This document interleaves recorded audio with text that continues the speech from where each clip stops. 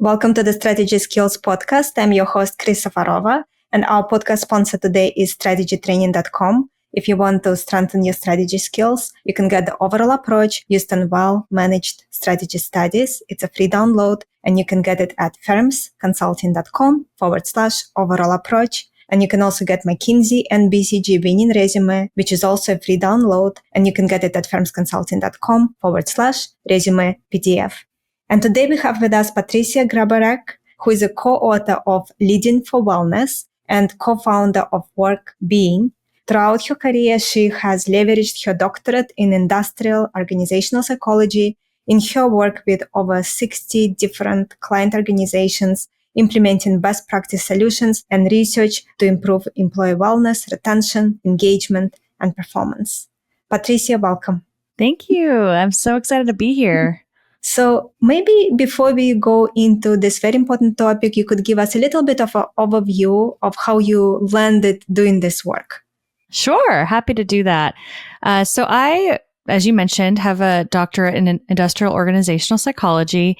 And in that program, I met my friend Katina, who's my co-author. And a few years ago, we were lamenting the fact that there's a lot of workplace wellness challenges out there. You know, I was dealing with clients that were struggling to retain employees, engage employees, and they were looking for the wrong solutions instead of addressing the cultural and wellness issues that the organization was facing. And on the other hand, Katina, she went into academia, and she was doing a lot of research on workplace wellness. And she was feeling like her research and the great information that we have on how to create these positive and healthy work environments was just not getting to the people that needed it because it's behind an academic journal paywall. It's super complicated to read. And so we felt like there was a big gap where people were trying to solve challenges they were facing in the work environment and they weren't getting the information they needed. So we started Workr Beeing to really just help organizations and employees and leaders get access to information around creating these healthy environments. As we were doing that, we discovered a gap in the research. So there's a lot of things that you can do, a lot of studies about what is helpful, but what was missing was a clear blueprint of exactly what steps leaders should take to create the right environment where people can be healthy, can thrive, can be productive and effective, and really drive the outcomes and results that people are looking for within these organizations. So we decided to fill that gap. We went down the path of creating a study around this and really understanding what is it that drives the right environment and what are the steps those leaders can take. And that's what we turn into our book. So our goal is to really just help leaders use the tools that we have in the book to create these environments where employees can be effective, healthy, but also getting the results and doing what needs to be done within the job itself. This is so important. And when it is ignored, when people just focus on getting results, then ultimately you have huge turnover and people get sick. I have seen it. I have worked in an environment like that in the past. So I'm very glad that you guys are doing that work. Thank you for doing that work. So maybe we can start with defining workplace wellness. Of course. Yes, I do think it's also very important work. So I'm glad that you agree with that. And workplace wellness, that was another thing that was kind of missing in the research. People were defining wellness in a lot of different ways. And what the studies were showing was unclear as to what exactly did wellness meant. So we asked participants in our study to define it for us. So what did they think? How did they define workplace wellness? So what are employees actually thinking about? And what we learned is that employees define workplace wellness really broadly. They're looking at physical health, mental health, emotional health, work-life balance. It's kind of everything about their lives that is important to them that encompasses workplace wellness. It's not just specific programs that exist out there. So they want to live life fully. Employees want to be able to leave work and feel good and then come back to work and still feel good.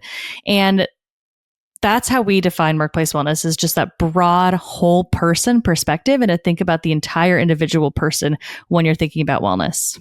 What do you think is the single biggest misconception leaders have about workplace wellness? I think a lot of leaders think that you have to have a trade-off between wellness and results. And as you mentioned, right at the beginning that when people are not feeling well, they get sick, leave the organization, they're disengaged. There's a lot of impacts of not having a healthy workplace and having employees burn out. But a lot of leaders kind of ignore that piece and they just focus on results and they think those two things are separate. Wellness is a program that we can give people access to yoga or meditation app or, some sort of walking step challenge. That is how they view wellness. And then they see results and all the things around driving those results as a separate thing. But really, the day-to-day environment is what's important. So the entire experience with the employees is what drives workplace wellness, not those add-on programs. That makes a lot of sense. So how do you think definition of workplace wellness differ between leaders and employees? I think it comes back down to that program piece. So a lot of organizations and a lot of leaders, they think about wellness as an initiative, as something that happens outside of work, right? So we're giving you access to these fitness challenges, some nutritional information. Maybe there's mental health tools you can access or therapists or what have you that's provided by the organization. And they think of that as workplace wellness. But really, the employees are thinking about wellness more broadly. They don't really care as much about those add-on initiatives. They're great. They're fun. They can be helpful. But if an employee doesn't have time to use them or access that program, then it's not going to help them. What matters is having that culture where people have not only, a good relationship with their team and their leader. They're able to get their work done effectively and they're not overworked. They can actually leave work, disconnect, and focus on what wellness means to them. Maybe I don't want to do a step challenge, but I'm really into Pilates and work's not going to provide both of those things. I just need the time to do what I want to do outside of work and think about myself holistically. And the organization needs to support me to have that life outside of work. That makes a lot of sense. And sometimes leaders create certain things like, for example, let's have drinks, everyone, the entire team on Friday evening. But if you have to work at least until 10 p.m. to finish your work, that is the last thing you want to do because that means you have to stay there until 11 or 12. Exactly. Yeah. If we add things to people's plates that are supposed to help them, but then they're working really big hours to make up for that, or, we're not managing the work itself appropriately, then those things are not going to help anybody. So let's expand on why do traditional wellness programs fail to deliver meaningful results? So the main reason is because people can't actually take advantage of them most of the time. When we have these traditional programs that include, again, access to meditation apps or therapists or what have you, if there's no time in your day to actually use those resources because you're working, like you said, till 10 p.m., it's not helping you. There's no way you can add that into your day. What matters is for you to be able to take your time and use it in what matters to you, right? Everybody has a different way of self-care, a different thing they want to do to take care of themselves. We need to make time and capacity for individuals to actually do that. And the only way to do that is for the work environment to be better and to treat people better and to allow people to have time outside of work. And even within work, if there's a really negative, toxic culture and environment, those add-on programs are not going to help anybody because people are miserable. If you're miserable 8, 9, 10 hours a day, when you leave work and you go and do the meditation app that the organization provided for you, you're not really going to be able to recover and feel better because that environment is just so negative that you can't kind of break your way out of it. So that's why we see those traditional programs aren't working, is people don't have the time for them and the environment itself is really negative and you can't just yoga your way out of a toxic culture. That is very true. And especially if you are in a difficult place at work and there's a lot of stress, it's actually, even if you had 15 minutes to do meditation, it's very hard to get in the right space to do it effectively. Exactly. So let's talk about specific leadership behaviors that have the greatest impact on employee well-being and morale. Sure. So there's a lot of behaviors that we describe in the book, and we kind of go through step by step what people should do. The first thing, if I was to tell a leader right now, this is the first thing you need to focus on as you're trying to create a healthier environment. It's to fire your work self. It's basically come to work more authentically, be vulnerable, and build trusting relationships with your employees. You can't help them and support them if you don't know who they are, don't know what they need. Everything that people need in the workplace is different based on who they are, where they are in their lives, what matters to them.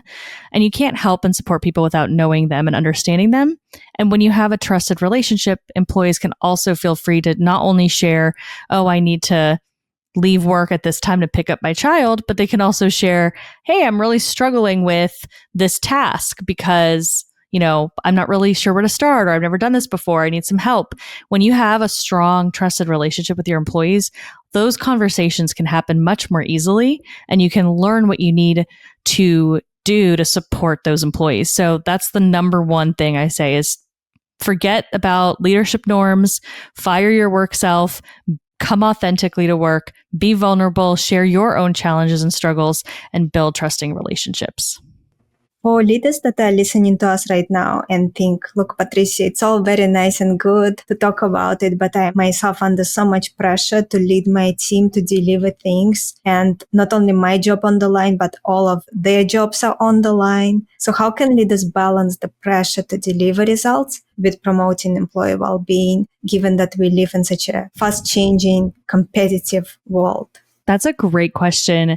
Leaders have hard jobs, especially the leaders that are kind of in between, right? Like more middle management. If you have a team of your own, but you also are reporting to more senior leaders, you're often stuck in the middle, and it's really difficult to make huge changes yourself because you've got a lot going on. I think the problem that we face is realizing that setting up this correct culture actually will save you time in the long run. So we often think, oh my gosh, if I have to add building relationships with my employees to my to-do list, and if I have to add, all these different things, I'm not going to be able to do everything I need to do. It does take some investment up front. So yes, you're dealing with a lot of pressure. There's a lot going on. But once you get the ball going, you've got everything moving, then your team is going to start supporting you too. It kind of creates this dynamic where everyone's helping each other on the team. Everyone's kind of creating this positive environment, and they're able to support you and support each other. We also have some tips on like how you can try to push back on leaders that maybe if you're in the middle management level and a leader is pushing on you with different priorities and trying to put a lot of pressure on you, there's some tips and tricks as to how you can handle that. I mean, one is finding an ally. If your boss is not helpful and is not willing to listen to your priorities and help you properly manage time for your team, try to find another person in the organization that is senior and is an ally that actually believes in this too, that, maybe has a lot of great things said about them. Employees love that person, someone that could help you that's maybe a little bit more senior. And if not, work with data. Another thing you could focus on is really being very concrete in how many hours every single thing takes. Most leaders don't want to bombard their teams with hundreds of hours of work, right? In a week, that's just not possible. They understand that the work will not get done. So if a senior leader is really adding more and more and more to your plate, take the time, even though it's going to take time, but take the time to actually plan it out, map out how long things are going to take, and then have the conversation with the person. When you show the data, you show the numbers in a way that's really clear, people will often start to prioritize because they recognize that it's impossible to do all of these things just given the amount of time it takes. So thinking through how you can have those conversations with your leaders most effectively can really help you kind of create that a little bit of space to then tackle the relationships and things you need to do on your own team to create that environment. Could you give us maybe an example of a leader who successfully transformed their team's wellness culture? Yes, of course. So I had a leader within an organization that was kind of a startup, very, very high paced, high stress. And what this leader did, and this is something that I learned from personally, which is great because it does line up with the research that we found. But what this leader did really well was they kind of try to insulate their team. So we call it like a microculture. They created their own little culture on their team where they came in new to the organization and they started by getting to know all the employees, and finding out what are they doing? What are they working on? What's stressful for them? How much capacity do they have? Like asking them directly, what is their workload look like? What are the things they care about? What's been working well? What hasn't been working well? Spending that time up front to create some understanding of what's going on was really valuable. And then just transparently talking to the team and saying, hey, I know there's a lot of burnout going on in the organization. There's a lot of pressures and things that are coming up outside of this team. I want you to focus on these 6, 7 initiatives as a team. We're going to divvy it up this way. If anybody's coming to you and pushing for anything else that's outside of these areas that we've focused on, come to me and I will deal with it. So these types of leaders do a good job of kind of protecting their team from other people that are coming in and trying to add more work to their plate or trying to break the boundaries that they set. So they kind of become like boundary bouncers, right? If I know that team members have to go, like I said, pick up their kids from school or go to a doctor's appointment, this leader would do a good job of protecting that person's time and basically saying like, nope, that person is out of commission at 4 p.m. They can't make that meeting, and just stepping in and saying no for them. It does take a little bit of power, right? You have to be at a certain level to be able to do some of that. But if you create that, you are the person that the team, the leaders and other parts of the organization come to, you can create a little bit of protective space as you build out a team culture where people can help each other and thrive. So he did a great job of creating this bubble where we were able to get to know each other. We were able to learn how to work together, pitch in, support each other. And he was able to kind of keep away those additional asks. It wasn't easy for him. It was a really hard job to do that. And it takes a lot to make that microculture when you first are trying to do it. And that's where allies and other supporters in the organization can help. But once your team kind of thrives in the space and they see how well it works, they're going to help each other out. They're going to help you out. They're going to come, I asked him all the time, what can I take off your plate to help you? Or sometimes I would work a little extra hours just to help him with some ask that came out of nowhere and he was trying to protect us from. But I knew if I did this, it would only take me a couple hours and I could do it and I could help him out. So you start to create this environment where everyone's helping each other out so you can tackle the problem together. But you have to show that you have your team's back first and really create that microculture first. You talk about a generator leader. What are the core traits of a generator leader and how can leaders develop them? It's a great question. So generators, that's what we call these leaders that really do a good job of helping support employee wellness. These are the leaders that everyone wants to work for and we all want to become one day when we go into leadership, right? Because they're the ones that are great. They're just great people that you want to be around and work with. Generators, they exhibit the behaviors that we kind of outline within the book. So they're very authentic. They share their struggles and vulnerability with the team. They do a great job of protecting boundaries and setting boundaries. So they show by example what it means to have work-life balance. They don't break their own boundaries so that, let's say they, when they go on vacation, they're fully offline and show people that that's the correct thing to do. It's okay if you do those things too. So they create their own boundaries, protect them, and then they learn from their people what the boundaries are that they have and do the same for them, help them protect their boundaries. They are the leaders that also, as I mentioned before, they get to know people very well. So they look to create unique solutions for each person. So if somebody's struggling with something or they're having a hard time with a boundary, they will work with that person in a process we call person-centered planning, where we're really provoking honest and transparent conversation so that they can find a solution together that works for that individual. They're flexible. They understand that the way that they do things doesn't work for everybody. And so they're open to other ideas, know that people have different preferences and how they like to work. Some people are morning people, some people are not. They're able to kind of maneuver the environment in a way where they understand the different people and different players on the team and can tailor their approach to each person's needs. And then, as I mentioned, they help build the connection between the team as well. So they start to help each other out. They start to share gratitude with each other, and they kind of create this perpetual positivity where people are able to, feel really good and happy with their colleagues, with their team, in a way that lets them be more productive.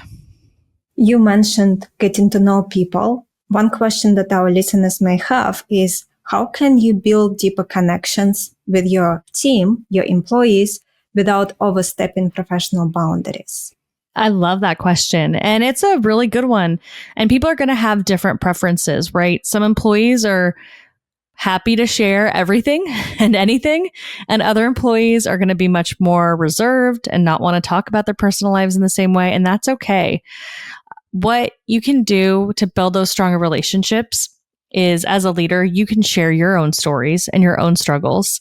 So we have this concept of a struggle statement where basically, let's say you're coming up on a deadline with a team and you want to be able to help people understand like what the stress might feel like and that you've gone through it before. You can share your struggle, or you can share a struggle that you're currently having, that maybe you're not doing something as well at work. That helps people see you not as perfect. And so they're more willing to share when they're having struggles and challenges at work, at least. For leaders building those relationships, I don't recommend asking, very deep questions. You want people to bring their stories and their information to you on their own. So you just start by sharing your own things. And if somebody's not really into sharing personal stuff, that's okay.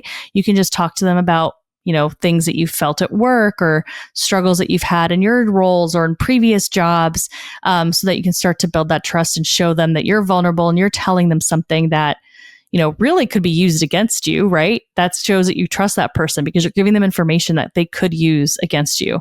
And once they see that, then they'll start to feel like, okay, they obviously trust me, I can trust them, and they'll start to open up. But the level of being open is going to vary by employee, and leaders should not be pushing them to divulge more than maybe they'd like. So you just make the space, and then employees will come and share what they're comfortable sharing. And that makes me think about truly toxic cultures where you never want to show blood in the water because things will be used against you. So how would you recommend someone navigating it if they are finding themselves in a workplace like that? Yeah, it's a great question and so sad. And it happens a lot. So from a leadership perspective, what I would recommend is you start small, and really as an employee too. If you're wanting to build trust with somebody, start with smaller struggle statements. Start with things that won't really hurt you if they get out, but they might still be a little bit vulnerable. Like, let's say, I am a painter, right? We share this story in the book of this leader who her hobby was painting, and she always felt kind of vulnerable about people seeing her art. And one day she decided, because she'd seen other people opening up and being really honest about themselves and sharing stories, she decided to make her Zoom background one of her pieces. So that's not really something that could be used against you, right? Like, I don't know what you would do. You're going to go to the CEO and say that so-and-so painted. That's probably not going to be very harmful, but it starts to show a little bit more of yourself in a way that maybe you hadn't before. So you can start to see, like, how do people react to that? What are people saying about your artwork? To have a conversation about it. You're sharing something that's not super vulnerable, but a little bit vulnerable, just to test the waters. And then you can start opening up more and more as you get to know people and see how they respond to the things you're sharing. If you're going down to the path, like you said, like the blood in the water, the struggle statement side. So what are things that you actually struggled with? You can start by sharing something that you struggled with in a previous job and in a way that you resolved it, right? So maybe I got in an argument with a coworker at a previous job and I was able to resolve it by some communication tactic, right? I could share that story. There's less that's going to hurt me within the new organization, right? If this person then goes and tells someone that I had a conflict with a previous coworker, people probably don't care as much about that. And I could kind of test the waters and see, are they telling people? Are they not? Is this something that we can actually build trust on? Once the person starts sharing back, it makes it clear, right, that they're obviously trusting you too. So that helps know that that relationship is safe. But I say start small and then build to something bigger as you get to know the person and get to feel safer. Patricia, and another question that I think many of our listeners may have now is, so they are in a leadership position, they have a team, and they understand that there may be benefit in sharing your struggles, but at the same time, they're thinking about, okay, but I need to maintain a position of authority, otherwise I will lose all respect. What would you say? Mm-hmm. That is a very common thing that we hear is people worried about that. It's like, I want to seem competent. I want to seem like an authority figure. To be quite honest, you being in a leadership position, people already assume you're competent, right? Unless you're completely failing at everything you're doing and it's very obvious to your team that you're missing deadlines and things like that. If you're doing your job, you're doing it decently well, people assume that you're competent. So the fear around that is typically unfounded. Most people are not looking to find holes in your authority. They just already give you that. It's given your title, given where you are in the organization. And if you've been in the role for a while, that probably already exists. And your struggles don't need to be, that I'm terrible at my job and something really big like that, right? But I think it's reasonable to say like, hey, I have a really hard time being on a 2-hour Zoom call. Like I have a hard time focusing on that. Here are some tactics that I work on, or like, do you have some, even with your team member, do you have some advice on how we could do that? Or maybe you ask to not have 2-hour Zoom meetings with the project that your team member is leading because you've given them that struggle. That's not really going to completely counteract the competence that you've already shown or the authority that people already assume you have based on your title and your position in the organization. It's going to just show that that you're not perfect. So I think you don't need to kind of give everybody everything, especially all at once. But if you share a struggle here and there over time, it starts to continue to build that relationship and that trust over that period of time that you're sharing it. But yeah, don't just divulge everything you've ever struggled with in one conversation.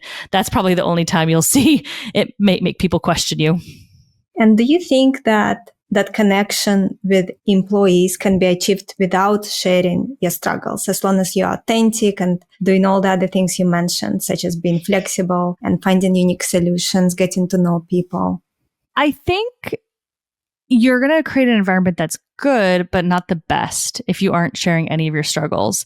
And the reason is because you're still not fully being authentic with who you are, because you're not perfect, right? So if you're still trying to show this facade of perfection, then employees are going to see right through that. They know that they're either going to think, wow, that person's too perfect and I'm scared of telling them something because they won't understand, or they're going to feel like you're hiding it from them. And either way, that's going to make the trust a little bit smaller than it could have been. It's going to make the relationship a little bit weaker than if you actually opened up about things you've struggled with. And it, can depend on the situation. You don't have to, like I said, just come out and just start. I don't recommend you just start sharing your struggles randomly in just a team meeting. Like, here's all the things I'm not good at, but sharing it when it's relevant. When an employee is dealing with a difficult client, sharing a story when you had to deal with a difficult client. When an employee's maybe, having a hard time understanding some statistics and some data that they've been given. You can talk about like a time that maybe you didn't do that well with that, or a different thing that you struggled with that maybe is different than theirs, but like how you overcame it or what you learned from growing from it. Or maybe you're always been bad at that thing and you just find other people to help you be better at that when you're at work.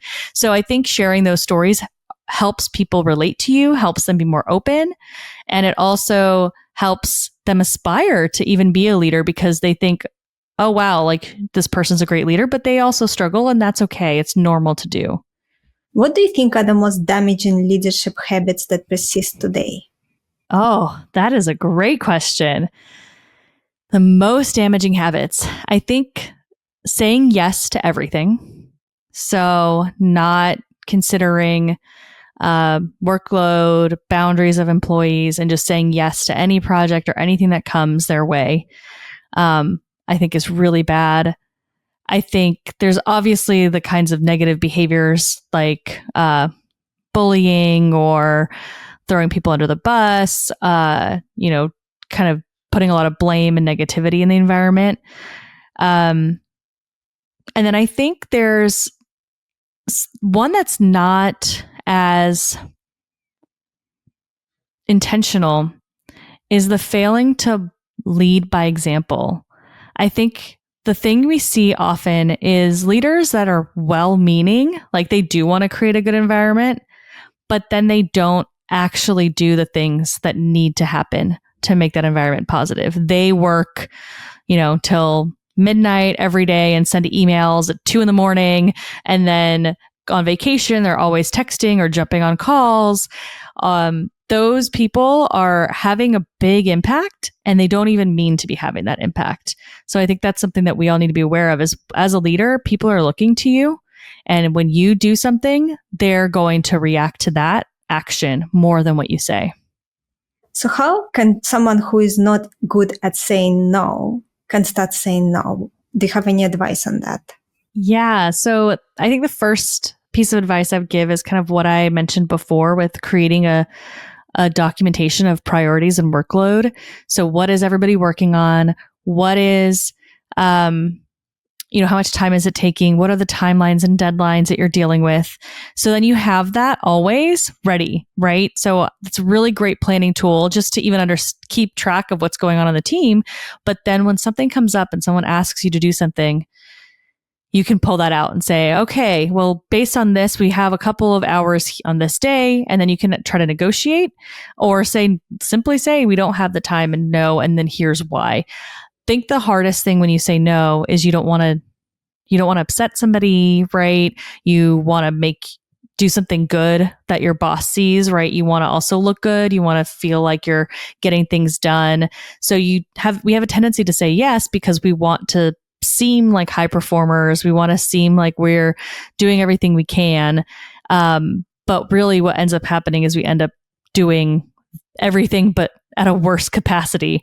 So armed with information as to why you might say no, that I think is super helpful for people that struggle to say no. Because it's not you're saying, no, I don't want to do this. It's, no, I can't do this. Let's figure out a different solution, right? Maybe we drop one of these priorities or we push this other project out by a few weeks. That gives you an opportunity to negotiate, but you're not just saying yes right away. How do you see wellness evolving in remote and hybrid work environments? It's a great question. And it's something that I know everybody's still tackling and trying to figure out. Remote environments do make it a little bit harder for leaders to get to know their employees quickly, right? We know that when you're in person, you can build those relationships a little bit faster. So I think when it comes to workplace wellness and really creating positive environments and leaders really making these thriving places to work, there's going to take more intentionality. You have to really focus in on the relationship, spend a little bit of extra time making sure that we are getting to know people in that new environment where maybe we're not face to face all the time, trying to have some FaceTime when possible, but being able to really intentionally think through, how do I create this relationship? And then we know that how you manage people is going to vary a little bit and their needs are going to vary. So someone that's remote might need things a little bit differently, need information a little bit differently than someone that's hybrid. So it kind of works out the same way as everything we've been talking about. It's really want to tailor our solutions and how we're working with people and the environment creating to those people's needs. And remote work can give us a lot of really great benefits for workplace wellness because we can, tackle some at-home tasks potentially, right? When we're sitting between meetings or what have you. So there's great benefits, but there's also potential for great harm when people are remote because they can work long hours. They don't have a commute that stops their day, right? And they might end up working much longer. So paying attention to those cues so you can help protect people's boundaries and make sure that they take time away from work and they end their day at a specific time can be helpful when you're dealing with remote employees. There's a lot to consider. I could talk about this probably for a very, very long time, but I think we just need to start thinking about wellness less as a program, as we said at the beginning, and more about the individual employee's experience. And then where they're working matters less. It's still about what makes sense for them. And if we build on it and think about what will happen over the next 10, 15, 20 years, what is your prediction for the future of workplace wellness? What trends should leaders be preparing for? It's a great one. So I think that, the future, there's a lot that we don't know yet. Like, how is AI going to play into the work environment and the workplace? But ultimately, I think if we really focus on the core of creating positive work environments, the trends, whatever trends come our way, won't matter as much, because what matters is just how we treat people and how we ensure that people have what they need to get their jobs done and what they need to disconnect from work at the end of the day. So ultimately, I think the trend is going to go back to the basics. We are seeing a lot of people already talking about how wellness programming isn't as effective as it could be. So I think we're going to move towards going back to the basics, creating those really healthy environments and focusing on that and not letting trends influence where we go, trying to really just make sure that we're giving people what they need at work, and then we're giving people what they need to leave work and take time on their own. What do you think are the most overlooked yet impactful ways to improve employee engagement? Well, I think it all comes back down to the culture you create. When you are able to have strong relationships with your employees on your team and your team is supporting each other, helping each other out, what you end up seeing is those employees are more engaged because they're happy to be there. And that is, wellness ties into engagement so strongly. That's found time and time again in the research. And something that we heard in the work that we were doing is we heard a lot of employees say, "Oh, I love this leader. I would go out of my way to do the extra thing for that person. I would be willing to spend a couple extra hours doing XYZ because I knew that it would be great for the team." So when they feel connected to the team and the people around you and you feel good about where you're working, you're going to be more engaged because people want to feel productive. They want to feel happy and excited and with what they're doing. And if they have that positive environment that supports that, then they're able to actually practice that effectively. So I think in order for us to improve employee engagement long term, it's really about creating that healthy space where people feel safe and comfortable and able to produce and be productive, and they're willing to step in and support the people around them because they're being supported back. And for someone listening to us right now thinking, I really want to implement some of the things I heard today, what do you think are the biggest roadblocks they will face in implementing what you recommended, and how can they overcome them? It's a great question. I think one that you mentioned is one of the biggest ones is time, right? So what time do they have to commit to this? How hard is it going to be to implement some of this within their own teams if they're overloaded with work? So figuring out how to find the time is going to be a big challenge for a lot of people when they're overwhelmed and overworked as leaders. That's one. You're also going to face people that push back on this idea, right? We call them extinguishers. They can come in the form of a leader. Sometimes they're your employees. And they're people that are just, they don't see the point. They don't care about wellness, or sometimes they're actively trying to derail things. They're, trying to sabotage the team, or you find those people from time to time, or they don't care about boundaries, right? They're just like, well, I'm working at this time, so someone else should be working at this time. And they don't care if you're on vacation or you're doing this, and that just doesn't matter to them. Those people can be difficult to manage as you're trying to go through this process. If they're on your team, There's obviously conversations to be had, feedback to be given. You need to be very explicit about the type of culture you're trying to drive and reward the really positive behaviors when people are helping each other out and setting proper boundaries. Like make sure that that's clear, that that's what you value and what you are expecting of people, so that those extinguishers on your team will hopefully start to change their attitude, because they also would like to be seen as a good performer and get that kind of recognition. If the extinguisher is outside of your team, we kind of have to think about, how do we block that person from having huge influence on us? I know I talked a little bit about the leader that I had that kind of, blocked people out, that were trying to give us more work or trying to kind of influence our team negatively. But that can take a toll on the leaders as well. So we do have some tips on like recovery. What are things that are most helpful as a leader that's really trying to make a change and fight against the toxic culture? Recovery is really important. So this is where you disconnect from work at the end of the day and you find a way to recover from the stresses. And there's like 4 different ways you can recover, but I'll tell you the number one tip. The number one way to recover from stress, difficult day, from work at the end of the day is to actually find something where you get to practice mastery, or you get to learn something new, which I know is a little counterintuitive. Most people are going to just turn on Netflix and like eat some candy and that's their stress release, right? Or take a bubble bath or whatever. But it's the mastery piece that actually is the most rejuvenating and helps you replenish your resources so you can kind of come back a little bit fresher the next day. So that would mean learning a new recipe if you're really into cooking, or maybe you want to learn a new language. So you do some language app in the evening. Anything where you're doing something and learning something new that you're really excited about can help you recover best at the end of the day. So I think leaders need to take a moment and think about what that could look like for them and try to practice some of that when they're having stressful days fighting off the extinguishers and people that may not be supportive. Thank you, Patricia. Very important topic. I want to wrap up with 2 questions outside of this topic. Okay. First one is, are there any success habits, so to say, that you really rely on a daily or weekly basis that really help you stay organized and maintain your own well-being and maintain your ability to be productive and contribute? Oh, I love this question.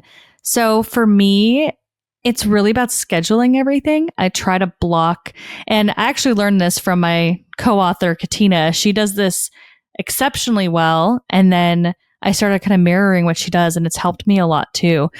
So what I like to do is kind of go through my week and figure out, what do I need to do? And I block time.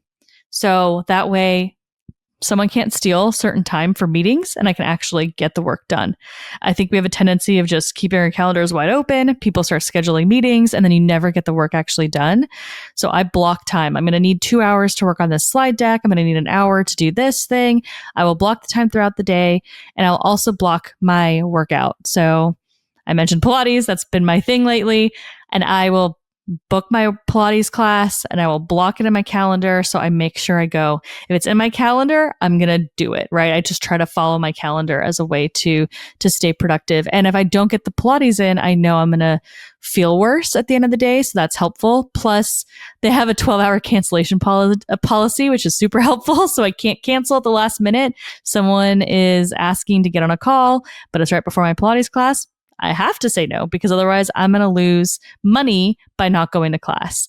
So I think that's super helpful for somebody like me, at least, to make sure I get some of that physical activity in.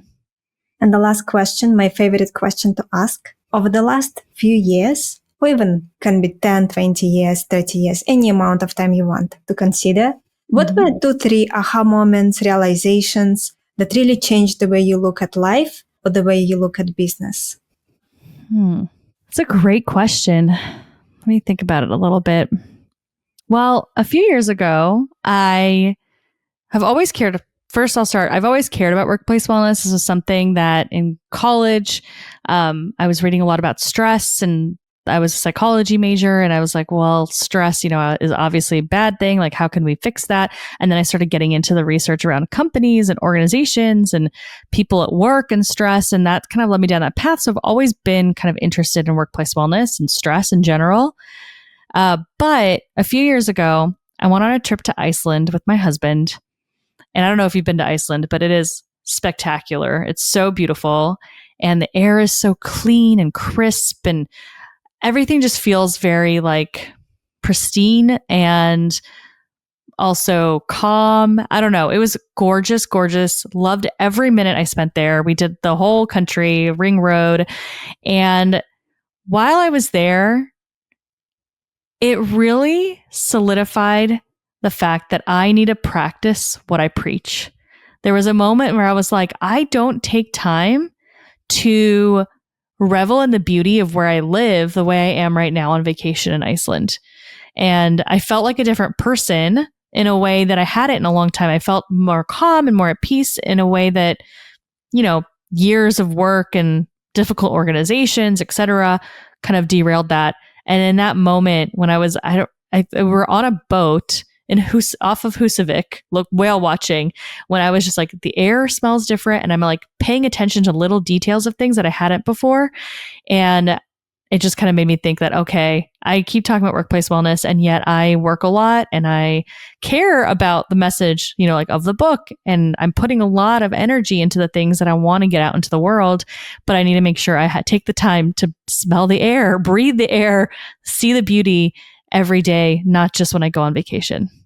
That's a very, very important thing to remember for all of us. Patricia, thank you so much for being here. I really appreciate you sharing everything you did. Where can our listeners learn more about you, buy your book, anything you want to share? Yes, thank you so much for having me. This has been really fun. Everyone can find us on our website, workrbeeing.com, which is WORKRBEEING.com. If you do /book, there's all the details on the book and where you can order it. Amazon, Barnes & Noble, Bookshop, anywhere you can find a book, you'll be able to find the book as well. It's called Leading for Wellness. And you can also connect with us on LinkedIn. So both myself and my co-author, Katina Sawyer, we're all very active on LinkedIn and love connecting with new people there. So find us there. Thank you, Patricia. Our guest today again has been Patricia Grabarek. Check out her book that is co-authored. It is called Leading for Wellness. And our podcast sponsor today is strategytraining.com. If you want to strengthen your strategy skills, you can get the overall approach used in well-managed strategy studies. It's a free download, and you can get it at firmsconsulting.com/overall approach. And you can also get McKinsey and BCG winning resume, which is a resume that got offers from both of those firms. And you can get it at firmsconsulting.com/resume PDF. Thank you everyone for tuning in, and I'm looking forward to connect with you all next time.